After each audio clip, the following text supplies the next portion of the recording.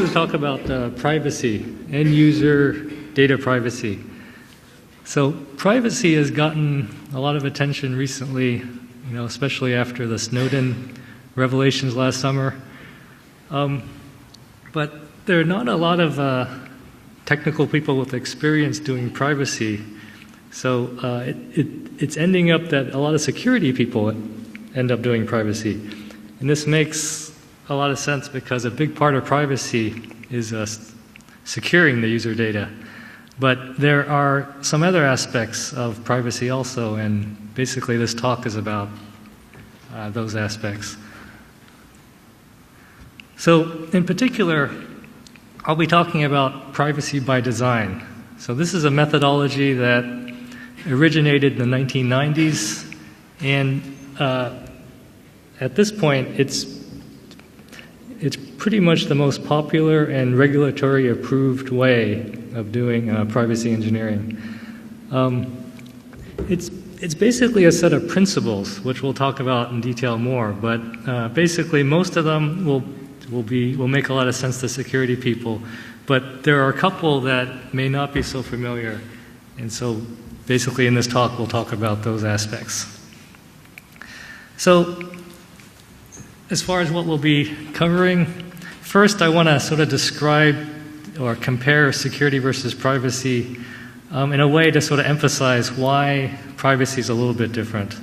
Okay, then I'll talk about personal information, or PII, because it's hard to talk about privacy and not talk about these terms. Okay, and then finally we'll get into privacy by design. So first, security versus privacy. So in the usual setup for security, right, there's Alice is communicating to Bob, and Bob could be a server or another person or even a hard drive, right, that you're writing to. And the usual setup, at least cryptographically, is that Bob, if Alice is writing one bit of information, the idea is that the attacker should not be able to guess this bit with more than 50% accuracy. Okay, if you've done that, then you've done a good job security-wise. So, privacy, you still have the same basic setup, right? You have this attacker who's trying to snoop communication, trying to break into systems. But there are other entities you need to consider also. So, these entities are not necessarily attackers in the malicious sense, right? But it's helpful to model them as adversaries because you're usually trying to limit the amount of information that they know, right? So I put Intel up here because I work for Intel, and if you're doing privacy, a lot of the time you're trying to sort of figure out what you can infer about the data your company collects about its users, right? So, okay. So, for example, we might want to try to figure out whether we can infer the identity of a user from the data we collect. And these inferences, right, are not necessarily too easy, right? So, for instance, a few years back, who would have thought that if you collect the browser user agent, the time zone, screen resolution, that with these kinds of data you can actually identify the device. So this is an example of the kind of inference that you can get from collecting data. Because of these kinds of inferences, right, which are often machine learned, the tools of the trade for privacy are things like statistics, data mining, machine learning. And this is in addition, right, to the traditional tools of security, cryptography. Okay. So what makes the inference problem maybe a little harder, or maybe much harder, is that you often don't know what other knowledge the adversary has.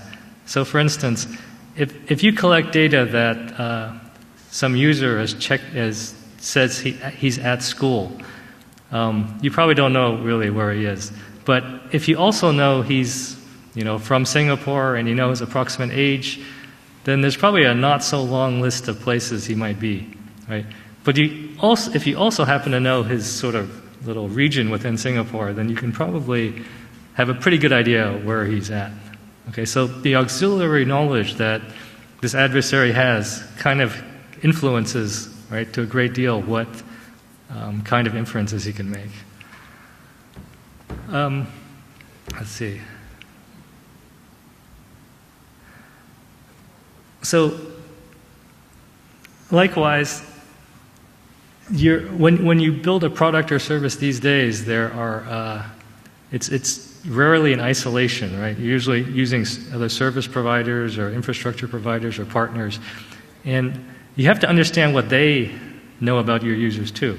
So if you're using a Google Maps plugin, what is Google learning about your users, the location of your users? So that you should consider also, right? And finally, you have to sort of explain all this to Alice, sort of what data you're collecting, what inferences are possible. In security, right, remember that Alice is basically trying to communicate nothing to the attacker, and nothing is kind of easy to understand. But in privacy, you're trying to actually communicate some non-trivial data. So trying to communicate this to the user introduces, human-computer interface problems. It's more involved than with security. So this is a little bit of an exaggeration, this comparison, right? Because in security, there's also inferences you can make too. So for instance, even though you don't know anything about the content of the communication, you know when it was sent. So maybe on the basis of when it was sent, you can deduce things. But I would argue that the kinds of inferences, the inference problems, are a greater scale with privacy. Okay, so that's enough about the sort of the basic setup and why privacy introduces kinds of new things to worry about. So now let's talk about personal information, or as in the US it's often called PII, or personally identifiable information. Okay, so what is this? This is the Asian Pacific Economic Cooperation. Since we're in Singapore, we'll use their definition. Okay, any information about an identified or identifiable individual. So other organizations around the world will have similar definitions. They're all pretty much the same. What this means is things like, you can use biometrics, birth date, name, address, credit card number to identify somebody, and that any information attached to that identifying information would also be considered personal information, right? And an important point here is that it doesn't matter how trivial this other information is. It could be like you don't like ice cream, right? But once it's attached to some identifier, right, it's considered personal information, because it shouldn't be up to anybody to define what is personal to you or not, right? You may simply not want other people to know, your ice cream preferences or not. So the concentration on this idea of personal information is not on the kinds of data attached to these sort of ways to identify somebody, but on these ways to identify somebody, right? So these identifiers. So the problem is, if you think about this definition, right, you kind of realize eventually that there's some problems with it. What does identifiable really mean? So for one thing, the usual model you have in mind is somebody goes through the data that you collect from somebody and says, well, this is personal information, this is not sensitive, this is not. But that really doesn't work, right? Because whether something is identifiable to an individual depends on all the data. So if you consider device fingerprints, if you look at any of those pieces of data in isolation, it's kind of innocuous. But only if you take everything together does it actually identify somebody, right? So identifiable depends on all the data that you collect, right? Not just, a few fields. Another thing is that It depends on what auxiliary data you have. So you may have the name and address. Okay, so that's clearly personal information. But suppose you have an identifier, right? And some data attached to that identifier, and that identifier is in some third-party proprietary database attached to a name and address. So presumably you don't really have easy access to this other database, right? So is that considered identifiable? I mean, somebody could identify it, right? But you can't, at least not so easily. So is that considered personal information? Unclear, right? So the argument I'm trying to make is that this idea of personal information, or PII, is a construct based in policy and law. It's not a technical construct. And technically, in fact, it doesn't make any sense. Okay, so for us, on the technical side, so I would encourage you guys to forget about, the idea of personal information. Let me just end this little section with a quote from Narayan and Shmatakov. These are two sort of privacy security researchers. They're basically they say it better than me, right? So basically, people who try to go into a collection of data and sort of pick out what is considered personal or not is just not the right way to go. You have to look at all the data at once. Okay, if you accept what I'm saying, that personal information is sort of not exactly what you want to look at as a technical person, then what do you do about all your company policies about personal information or PII? Because, for instance, I work for Intel, and Intel has certain policies that you have to handle, PII in a certain way. And you have to treat it in a certain way. So how do you do that if you can't even define it? Well, here is one suggestion. You can take a risk management approach. So basically, the risk of a piece of personal information depends on how easy it is to make the identification with an actual individual and how sensitive it is, right? So together, you can sort of evaluate the risk of a certain piece of data. So if you know the risk of that data, then you can sort of compare it with other data of similar risk, and they should be handled the same way, right? So in this way, you might sidestep the question of whether you want to declare something as personal information or not. That's more of a legal policy issue, but more on a technical side, we just take a risk management approach. Okay. Okay, so now we've talked about this PII, or personal data question, which comes up when you do privacy. Now finally, let's talk about privacy by design. So privacy by design is basically a set of principles, and these principles were based on the Fair Information Practice principles, which originated in the 1970s. Back in the 1970s, the U.S. Department of Health, Education, and Welfare formed a small commission to look at the consequences of all this electronic data that was coming into being. So the commission came up with 5 what they call the Fair Information Practice principles. And let me just tell you about those, because they're actually pretty easy to understand, and they're very intuitive. The first one is that the user should know about the data collection. If you're collecting data from a user, you should know about it. The user should be able to see the data collected. So if you're collecting information from somebody, he should be able to come back to you and say, okay, show me what you've got. Okay. The data should only be used for the use that it was collected for. So usually you tell the user why you're collecting the data, and you shouldn't use it for some other purpose, obviously. The user can correct or amend or delete the data that you have on him. Okay, that's the 4th principle. And the last one is basically the data should be secure.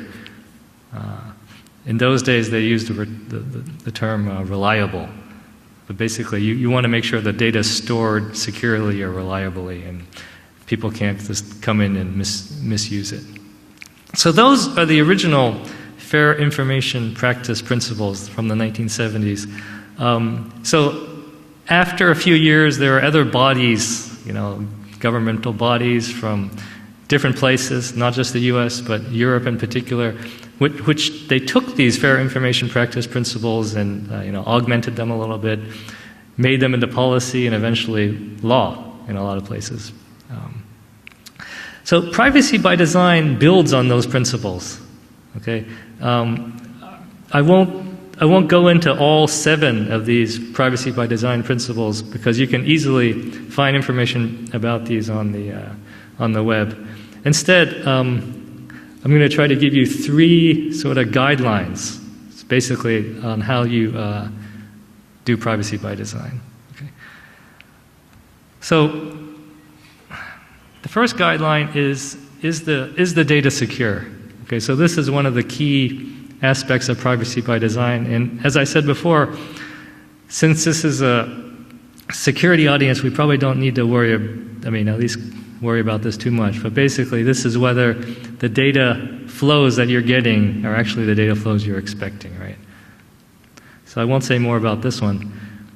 This one, we're going to cover a few examples a little bit later on. But basically, have we minimized the data that we collect?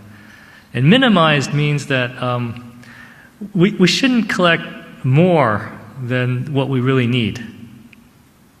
And that's a little bit hard in this day of collecting all the data you can get from somebody in order to maybe target an advertisement to them or something like that.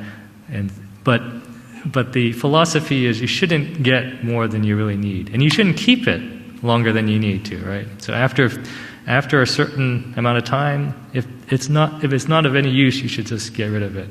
Okay, so this is basically data minimization. Guideline number 3: does the user understand? So the word transparency you often hear with respect to privacy, right? Well, we are transparent. Well, what does that mean? If I'm sitting, if there's a window which is transparent but I'm not looking through it, it doesn't really help, right? So if a company has transparent policies, it doesn't really help if the user never looks at them, right? So I don't want to use the word transparency here. The goal is really to make the user understand what's going on, what kind of data is being collected, why it's being collected, and what the retention policy is, things like this. He really has to understand. It's not just that he is able to understand if he, does certain things. At least that's the goal. Okay, so let's talk about data minimization first. I'm going to give you 2 examples, all right? Then I'm going to talk about anonymization, which is kind of a way to do data minimization, right? You try to depersonalize the data by removing any trace of any particular person. So the first example has to do with IDs. So whenever you hear about IDs, it should be a red flag for you. Okay, IDs and a couple other terms that we'll get to. So you should want to understand what is associated with that ID, because IDs are a way to glue information together. Right? If you have an ID that's persistent for a user, you can attach data to that ID over a period of time, and eventually you get sort of a better picture of the user's habits and what he's like, what he does. IDs can be confined to one company or go across companies. So for instance, Apple's advertiser ID. Apple's advertiser ID, right, is meant to sort of be shared among a group of entities. And so that's kind of even more dangerous in a sense, because you've collected data corresponding to this ID, some other entity has collected data. If this data is ever merged, what inferences are possible is not clear, right? And so basically you would like to sort of disconnect the data whenever possible for privacy. So if you're trying to maintain privacy, you want your data in little pieces that are not connected. You don't want it all in one big lump that can be easily analyzed, right?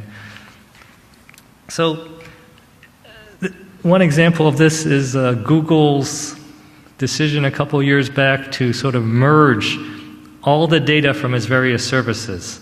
And if you remember, that caused a big privacy uproar, right? People didn't like that because now all of a sudden Google has merged your Android data, your search data, and any other data that you use from them into sort of one big pile. And so you can imagine that they get a much better picture of you because they merged this data. So that's the problem with IDs. Okay. Now I'll give you a simple example of data minimization with IDs. I was involved in a project where we were collecting data for troubleshooting and diagnostics from devices. Okay, there was a need to sort of correlate data from the same device, right, in order to sort of figure out what was going on. But the key point was that this correlation only needed to be local in time. So, for instance, if you collect data from the same device that was a week apart, you didn't really need to know it was from the same device.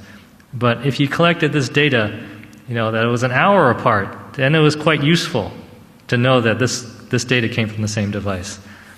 Okay, so given sort of that need, what we did was we periodically changed the identifier, right? So we would upload data from the device with an identifier, and then every few days we would change that identifier. The device would change its own identifier.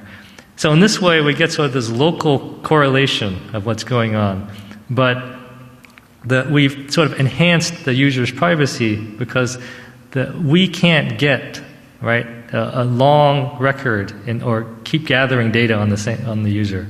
Because every sort of chunk of data that we gather about a particular user is only like a few days long. So in this way, we've sort of minimized the data based on our need. So that's a simple example of minimizing data. Here's another example. It has to do with location. Now, location is another one of those terms that if you hear it, your ears should immediately perk up and say, all right, what is going on with that? Location is very useful for mobile apps, right? But at the same time, right, it's one of the most sensitive things about your location. So the scenario is that there's a website or app that incorporates this. You want to use this third-party weather service. You don't want to go to the trouble yourself to build this sort of weather service, so you use a third-party weather service. This weather service, you give it a location, and it gives you back maybe the weather in that location, probably the forecast too. Okay. You can easily find a bunch of these services on the internet, right? Because it's obviously a useful thing. So you would naturally not give the user who requests the location, who requests the weather, you wouldn't give his user ID to the weather service, right? You would just give the weather service a location, right, unmarked with the user ID.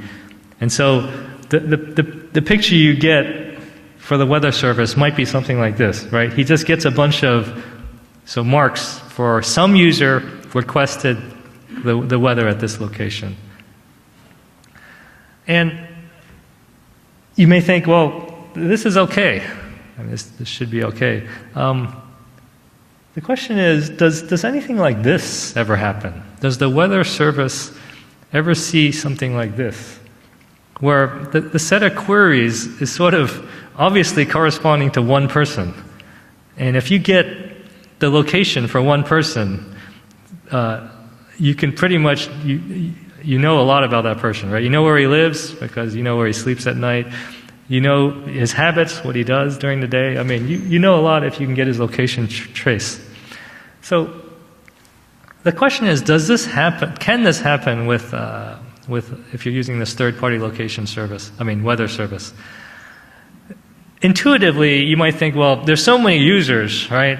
This shouldn't happen because, I mean, all the users' patterns will be sort of on top of each other, and you won't be able to discern any pattern like this. That might be true. How do we figure out whether it might happen or not? Well, let's look at an analogous sort of situation, Twitter users. So a while back, there was a demographic study of Twitter where they tried to figure out in each county in the U.S. what percent use Twitter. So this is a scatter plot of what they found. So if you look at the bottom left-hand corner, there's a diagonal there. That diagonal, right, represents counties where there was only one Twitter user. So, in other words, the distribution of Twitter users is such that there are counties where where they're really geographically isolated users. And this is 3.2 million users. Okay, so this is some evidence, right, to argue that, you know, it could happen. If you're in some situation where there are not many users near you, right, and in Twitter, even in Twitter it happens, right, with millions of users, you might be in a situation where you're geographically isolated. And if you're geographically isolated, you might be tracked. So, what do you do about that? Well, you can just make the observation that weather, right, doesn't really depend on your exact location. I mean, your weather only depends on sort of your course location. I mean, it's not going to change within a city too much. So maybe you don't need to give your exact location to the weather service. You give some sort of coarse, very coarse, maybe a grid coordinate or something to the weather service. And that's good enough for getting the weather, right? If you do that, then you've sort of reduced this problem of the weather service sort of tracking your users. So this is another example of sort of minimization, okay? Because you don't really need to give something, you try not to give it. Okay, so now let me talk about anonymization. Anonymization is this really attractive idea, right? You're afraid of this data that you have, you know, getting into the wrong hands or whatever. So to help with privacy concerns, you anonymize it. And then there's no problem. So for instance, Google and Yahoo, after a certain amount of months, they claim they anonymize your search data. And they don't exactly tell us what they do, but they've said something about, you know, you do something to the IP, maybe you truncate it, and then maybe some other things, but they really haven't said. But they claim to basically anonymize the search data. So this is obviously attractive from the privacy point of view, but you know, it's non-trivial to do anonymization, and this is one. If there's a few points you want to take away from the talk, probably this is one of them. Anonymization is not easy, okay, and we're going to like see some examples in a sec, okay, but it's an important point. So let's take a look at location data. So if you just take away the ID from a location trace, obviously you can get the guy's ID, right? You know where he sleeps. You might have the thought, well, let's just cut away some of those points. You know, cut away where he you know, is home. Maybe cut away some other points, and maybe that's good enough. Last year, there's some researchers from MIT who looked at this mobile phone data set, about 1.5 million users. And they found that just 4 data points was enough to identify a user. So basically, your mobility patterns, or how you move around, is sort of a very identifying characteristic. So it's very hard, right, to just sort of remove data points in order to try to anonymize. You might have the thought to coarsen the data, like we did with the weather service, right? Instead of sending keeping the exact location, you just keep sort of a coarsened variation. You could do that, and it might work if you do it in a coarse enough way, right? But you may lose why you're keeping the data in the first place, right? But I'll just give you one other sort of well-known result. Philippe Gollet and Kurt Partridge, I guess this was about 5 years back, they were looking at basically census data. And if you look at the zip code, and this is roughly, say, 1,000, 2,000 people, of where people work and where people live, so that tuple, right? That is enough to narrow you down into a group of 20. So in other words, in your zip code, there's probably, or there's likely, right, only 20 other people who also work in the same zip code. And this, of course, varies depending on, these are all basically median figures. But the idea is that, even when you coarsen data, location data, it's kind of hard to scrub away the individual characteristics of it. So location is kind of a hard thing to depersonalize. Search data. Okay, this picture here is from the New York Times a while back. You've probably heard of this, but basically a New York Times reporter managed to de-anonymize the data. It wasn't even a computer science researcher, right? It was just a reporter who looked at the search data and said, "Whoa, okay." Again, it's kind of difficult to. It would seem kind of difficult to anonymize search data, although Google and Yahoo claim they are doing it. Okay. And I'm going to give you a few more examples, right, just to drive this point home. Probably you've heard of, at least some of these. This example of Latanya Sweeney discovering the Massachusetts governor's hospital visits is another famous example. So Latanya Sweeney was a CMU graduate student, and the Insurance Commission of the state of Massachusetts released these anonymized, hospital visits, for the purpose of letting people analyze the data to make society better, I guess. Latanya Sweeney took this data, right, which had been anonymized by removing name, address, social security number, and she joined it with voter records. So voter records also had things like gender, zip code, birth date, but also name. And it turns out, gender, zip code, birth date is basically an identifier. So she was able to look up the governor in this set of records and see that he, visited the hospital. And that was kind of a famous de-anonymization case. Probably one of the first. Another example is the Netflix prize data set. So this is a data set of movie ratings that Netflix released. It's an anonymized movie ratings that Netflix released, I guess, in about 2006 or so, for the purposes of letting researchers experiment on them in order to improve Netflix's recommendation algorithm. They were offering like $1 million if you improved the recommendation algorithm by more than 10% compared to theirs.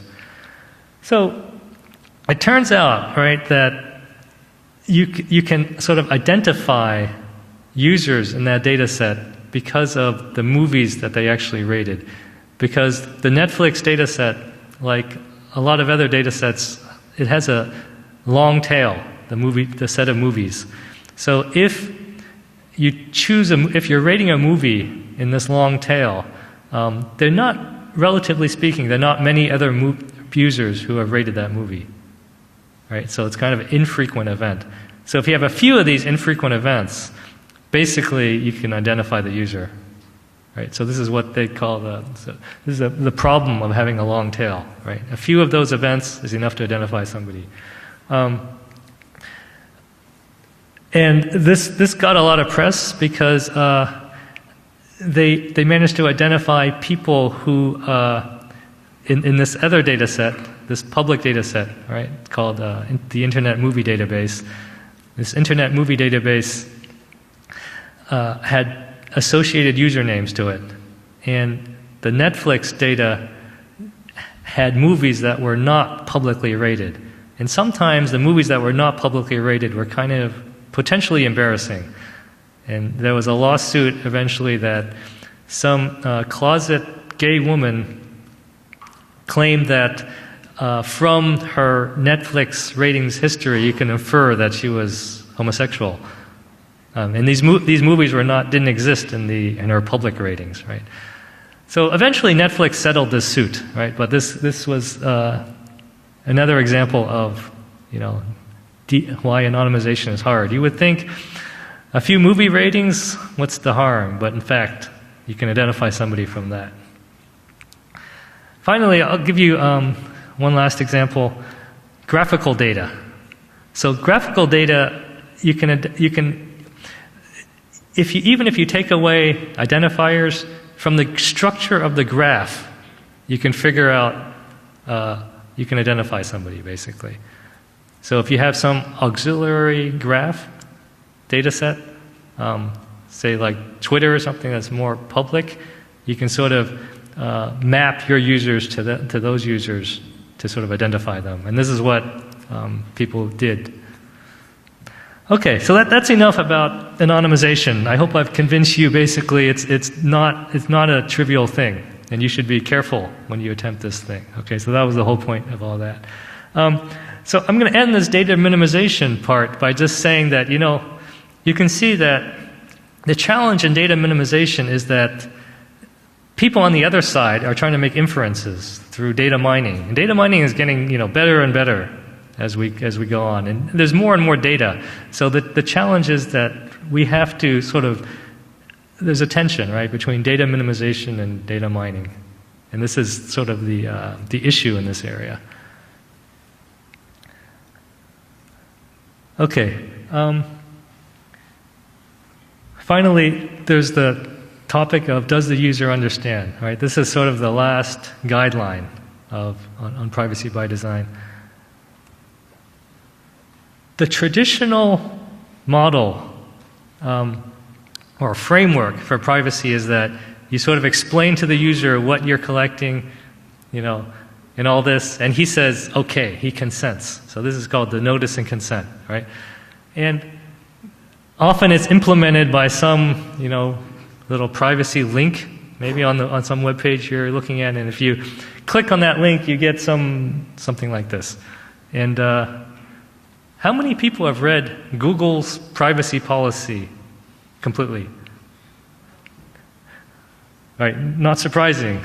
The font on this thing is small, intentionally, okay? Nobody reads these things, unless maybe you're professionally interested. They're mainly for lawyers and policymakers, right? So what happens is if the company doesn't follow what they say they're doing, then the lawyers and policymakers can say, hey, wait a second, you said you're supposed to do this, but you're not doing it.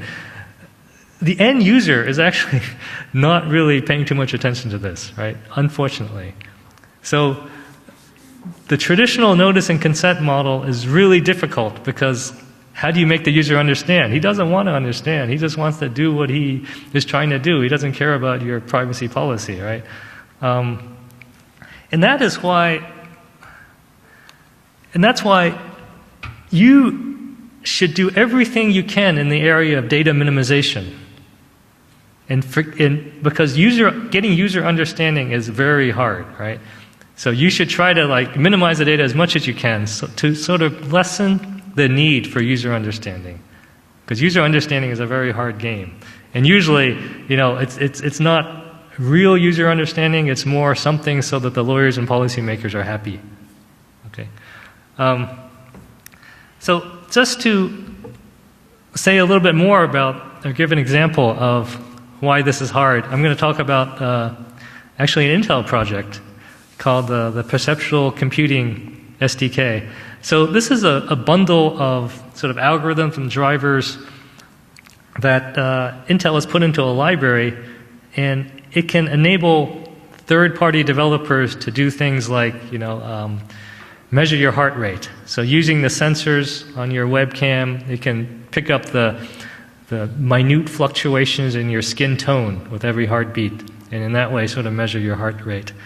So it enables applications like that. But of course, these sorts of applications have privacy concerns, right? Because it may not be just things like measuring your heart rate. They may be capturing raw video. They may be doing facial recognition, things like this.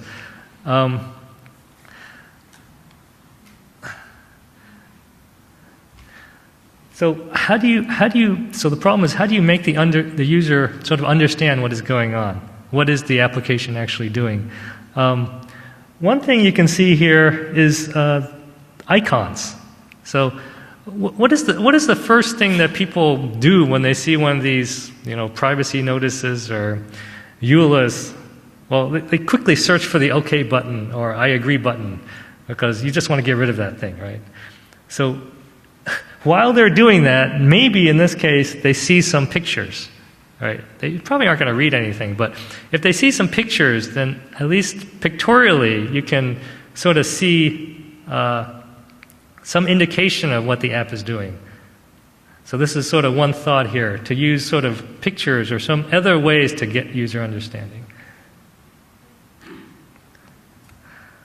Another point that I should mention is that at the bottom of that dialogue, there's a little unchecked box for giving the app permission to share your data.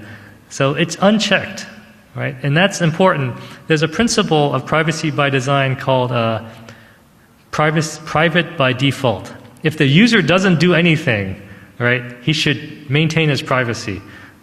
And that's important, right? Because most of the time he's not going to do anything, right? So it's similar to fail-safe in security, right? If something fails in security, or the user's not paying attention, you want things to still be safe, right? So you still want things to be private if the user's not doing anything. This is interesting what this means in the case of something like Facebook, right? Where if you can't have absolute privacy by default, because you would not communicate with any of your friends or anything, and users would not necessarily know to go in and change those settings. So they can't exactly adopt this, right? But the idea is this is what you should strive for. You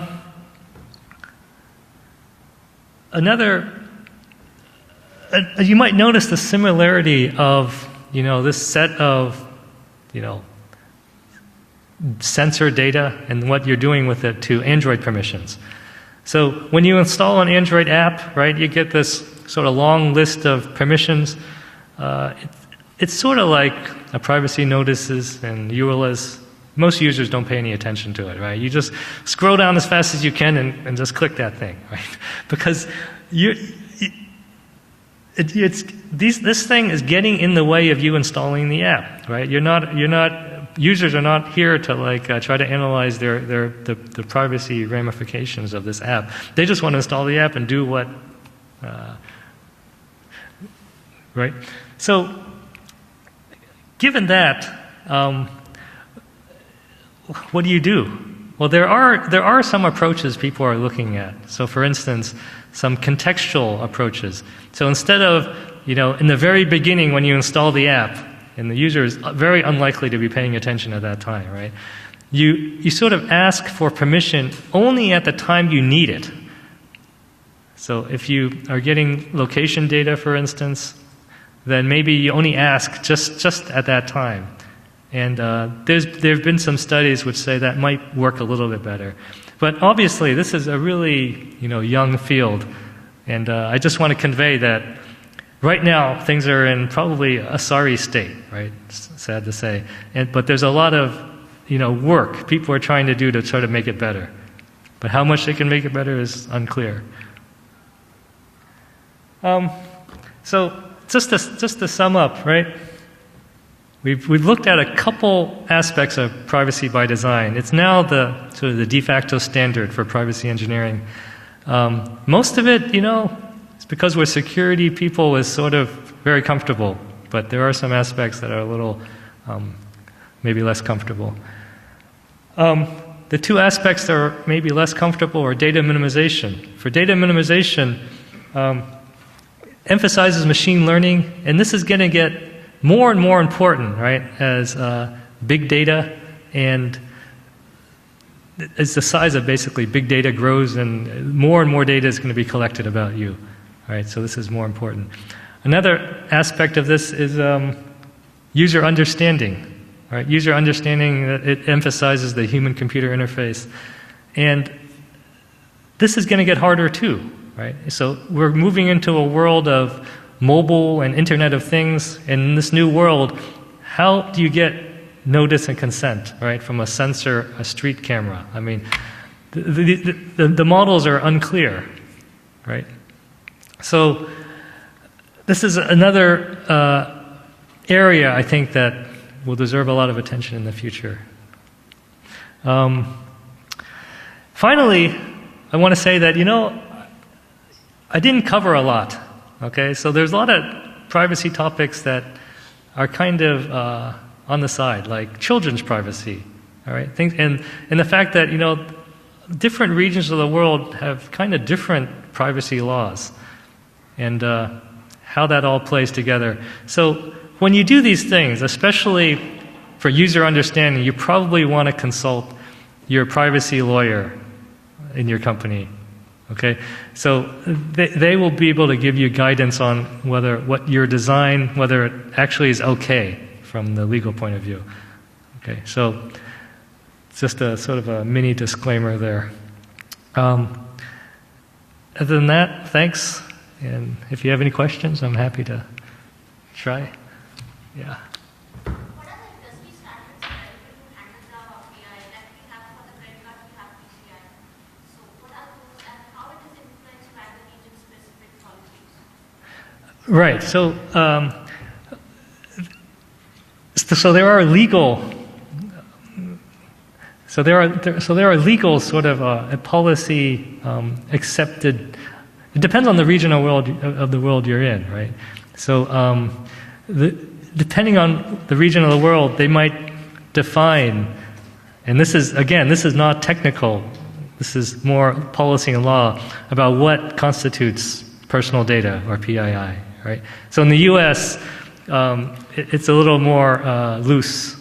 In Europe, more things would be considered personal data, but that's just a general statement. But again, I think I want to recommend from our point of view, at least on the technical side, it's hard to get involved in that kind of thing. I prefer to let the lawyers handle it and say, well, this is the approach. Is it acceptable? And if they should sign off on it, right?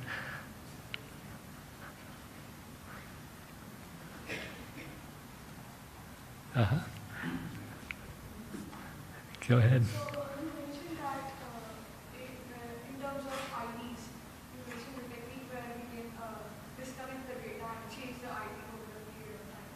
So how do you decide the time window when to start changing the ID? Because even 1 hour of time frame may or may not be certain. So are there any metrics to decide this? Yeah. It depends. In that example, it depended on the technical need. So for that project, the kind of data that we collected, it was sort of acceptable to change it every few days. So for other kinds of data, it would be different, right? So it would be driven probably by the user of the data. So the privacy person, obviously would be pushing for a smaller interval, but they, might need a longer interval. Yeah. Are there more questions?